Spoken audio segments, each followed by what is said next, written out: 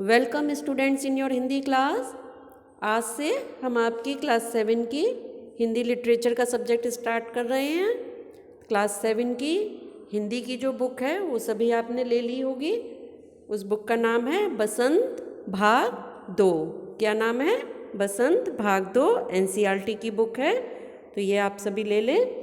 और इसमें बहुत से चैप्टर्स दिए हुए हैं जिसमें कुछ गद्य हैं कुछ पद्य हैं। गद्य यानी कि जो सेंटेंस पैराग्राफ में होते हैं वो गद्य कहलाते हैं, जिसके अंतर्गत निबंध, कहानी, संस्मरण, रेखाचित्र आदि सभी आते हैं। और पद्य यानी कि जिसमें कविताएं, श्लोक, दोहे इत्यादि आते हैं। तो आज से आपकी ये बुक शुरू हो रही है। आज हम पहला चैप्टर शुरू करेंगे। पहला चैप्टर जिसका नाम है हम पंछी उन्मुक्त गगन के। हम पंछी उन्मुक्त गगन के। यह क्या है? एक कविता है जो कि शिव मंगल सिंह सुमन जी ने लिखी है।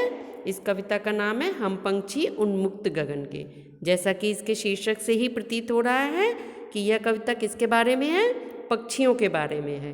पक्षी कह रहे हैं कि वे उन्मुक्त यानी स्वतंत्र गगन के रहने वाले हैं। तो देखते हैं इनकी व्यथा क्या है और ये क्या कहना चाह रहे हैं। चलिए आगे बढ़ते हैं। पर उससे पहले एक चीज़ और कि जब भी कभी हम कविता को पढ़ते हैं तो उस कविता को पढ़ने का एक लय या ताल होती है, उसके साथ ही कविता को पढ़ा जाता है। जब कभी आप गद्य पढ़ते हैं उसमें सेंटेंस होते हैं, उसे आप सीधे वाक्य के रूप में पढ़ते हैं, जबकि आप कविता को एक लय और ताल के कविता के रूप में पढ़ते हैं। जैसे कैसे? पहले इसको पढ़ना सीखिए।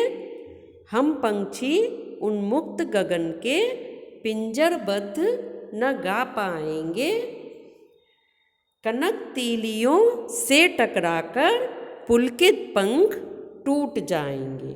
कैसे? हम पंछी उन्मुक्त गगन के पिंजरबद्ध न गा पाएंगे, कनक तीलियों से टकराकर पुलकित पंख टूट जाएंगे। हम बहता जल पीने वाले मर जाएंगे भूखे प्यासे, कहीं भली है कटुक निबोरी कनक कटोरी की मैदा से। अब इसका आपको भावार्थ करना होगा। कैसे करते हैं? पहले कठिन शब्दों के अर्थ समझ लेते हैं। जैसे कि इसमें आपकी कविता में कौन कौन से शब्द आए? पंछी। पंछी